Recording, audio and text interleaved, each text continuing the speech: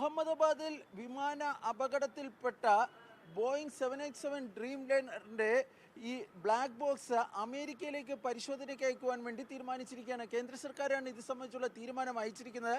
വളരെ വൈകാതെ തന്നെ ഈ വിമാനത്തിൻ്റെ ബ്ലാക്ക് ബോക്സ് അമേരിക്കയിലേക്ക് അയക്കുമെന്നാണ് ലഭിക്കുന്ന വിവരം.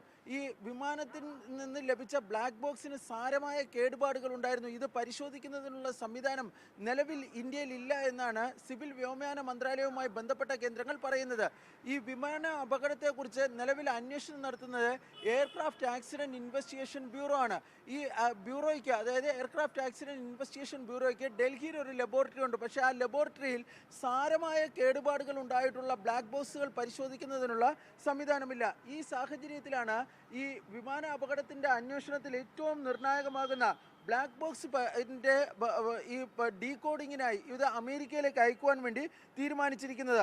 ഈ സാരമായ കേടുപാടുകൾ ഉണ്ടായതിനാൽ തന്നെ അമേരിക്കയിലെ വാഷിങ്ടണിലെ ലബോറട്ടറിയിൽ ഇതുമായി ബന്ധപ്പെട്ട പരിശോധനകൾ നടത്തിയാൽ മാത്രമേ അത് ഫലപ്രദമാകുകയുള്ളൂ എന്നാണ് സിവിൽ വ്യോമയാന മന്ത്രാലയത്തിലെ ഉദ്യോഗസ്ഥരുടെ വിലയിരുത്തൽ. ഇതിൻ്റെ ഭാഗമായിട്ടാണ് ഈ ഫ്ലൈറ്റ് ഡേറ്റ റെക്കോർഡർ, അതായത് ബ്ലാക്ക് ബോക്സിൻ്റെ ഭാഗമായ ഫ്ലൈറ്റ് ഡേറ്റ റെക്കോർഡർ വാഷിങ്ടണിലെ നാഷണൽ സേഫ്റ്റി ട്രാൻസ്പോർട്ട് ബോർഡ് ലബോറട്ടറിയിലേക്ക് അയക്കുവാൻ വേണ്ടി തീരുമാനിച്ചിരിക്കുന്നത്.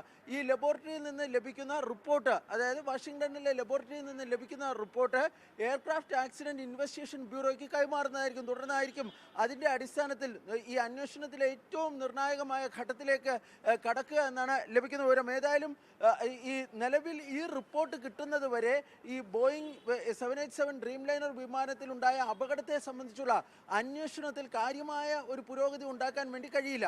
അതുകൊണ്ട് തന്നെ വളരെ വൈകാതെ തന്നെ ഈ ബ്ലാക്ക് ബോക്സ്, സാരമായ കേടുപാടുകൾ പറ്റിയ ഈ ബ്ലാക്ക് ബോക്സ് അമേരിക്കയിലേക്ക് അയക്കുവാൻ വേണ്ടി ഉള്ള നടപടികൾ ഉണ്ടാകുമെന്നാണ് പ്രതീക്ഷിക്കപ്പെടുന്നത്.